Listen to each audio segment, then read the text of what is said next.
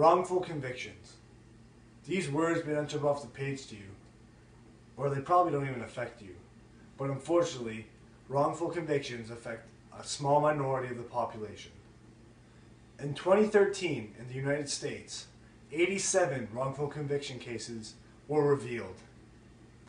Since 1989, over 2,000 wrongful conviction cases in the USA have occurred. Wrongful convictions change your life forever, and not for the better. You're probably wondering, why do wrongful convictions occur? Sadly, it's a question we know the answer to, yet we're refusing to do nothing about this. Again, every case is different, yet I've seen to notice a pattern with wrongful conviction cases. The pattern lies on three elements that are in every wrongful conviction case.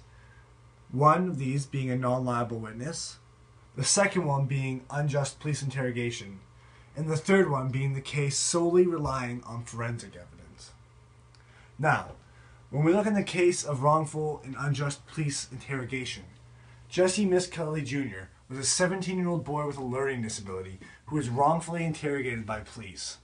This was the spark that led to the West Memphis 3 case.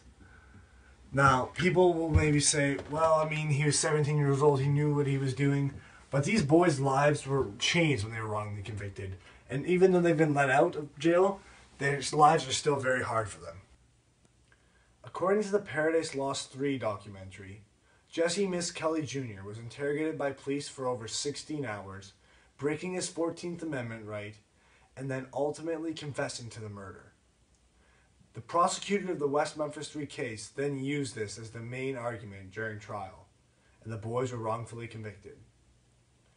Now looking at non-liable witnesses, we go to the Amanda Knox case.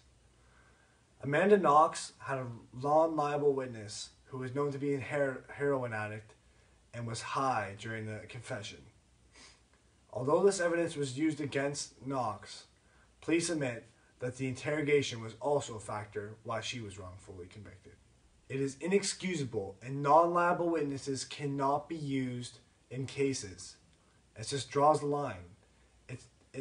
Too many times, non-liable witnesses are the reason of wrongful conviction cases.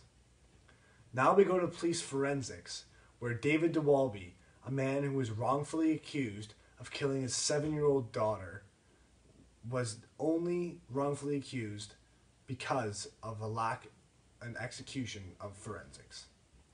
Wrongful conviction cases are never good for anyone, but imagine how it would feel being accused of killing your own 7-year-old daughter.